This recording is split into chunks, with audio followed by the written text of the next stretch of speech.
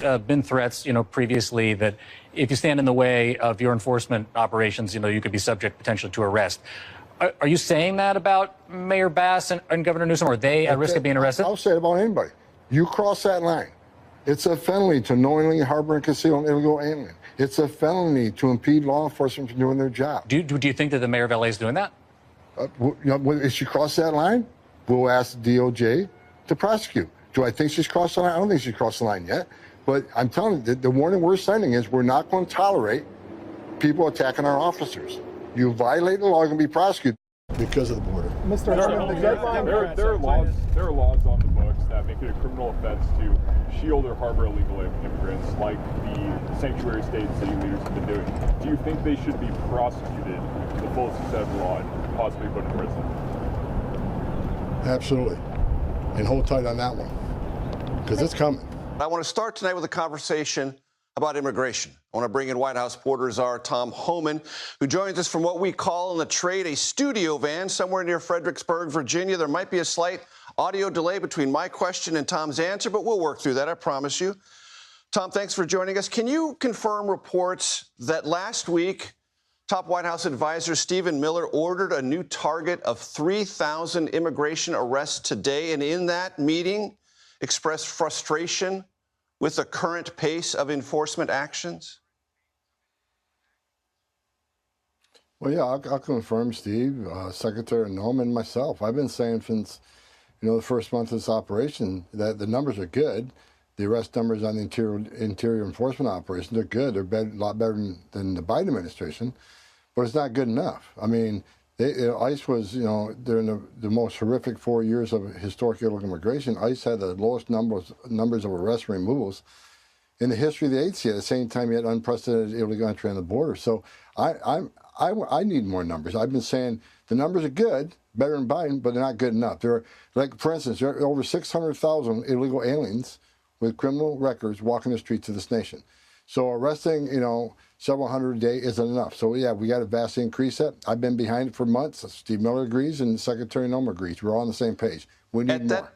Tom, at that pace of 3,000 arrests a day, would that triple the current rate? And is that attainable?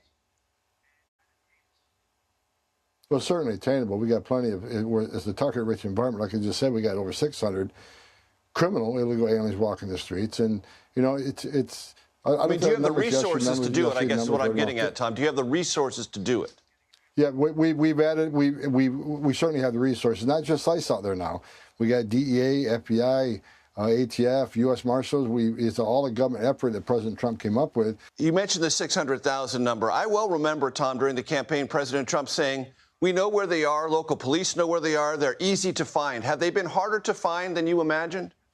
Well, sanctuary cities, they're a roadblock. They're a speed bump, right? Because rather than arresting a bad guy in a county jail where it's safe for the alien, safe for the officer, and safer for the community, sanctuary cities release them into the community. Now we got to go find somebody that don't want to be found. Of course, it's a lot harder, but like I said in the past, with sanctuary cities, we'll just have to flood the zone. If we can't send one officer to the jail, arrest one guy, we got to send a whole team to arrest that one guy and try to find him. We're going to send a whole boatload of agents. We're going to send a lot of agents to that city, and we're going to swamp the neighborhoods. We're going to increase worksite enforcement operations. If we can't arrest a bad guy in the jail, then we'll arrest him in the community. We'll arrest him at the worksite. Be real about this. This is about another agenda. It's not about public safety. There's clearly no plan, and there is clearly no policy. I want the people of Los Angeles to know that we stand with all Angelenos, no matter where you were born. The First Amendment right gives you the ability, again, to protest peacefully. But it does not give you the right to be violent, to create chaos, or to vandalize property. And that will not be tolerated. Are you prepared to invoke the Insurrection Act? Depends on whether or not there's an insurrection. No, but you have violent people, and we're not going to let them get away with it. I think that you're going to see some very strong law and order. I have a feeling there's a pretty good chance that in the White House there might be a television on and he might be watching us I hope so. right now. Yeah, he can learn something. What might you say to him if I'll give you the floor, you have the opportunity, what you weren't able to say to him on that phone call or calls that he hasn't taken today? Where's your decency, Mr. President? Stop. Rescind this order. It's illegal and unconstitutional. And I said it, I'll say it again, it's immoral. You're creating the conditions that you claim you're solving, and you're not. And you're putting real people's lives at risk. This is a serious moment, and it requires serious leadership. And it's time for you to be a commander-in-chief of the United States of America.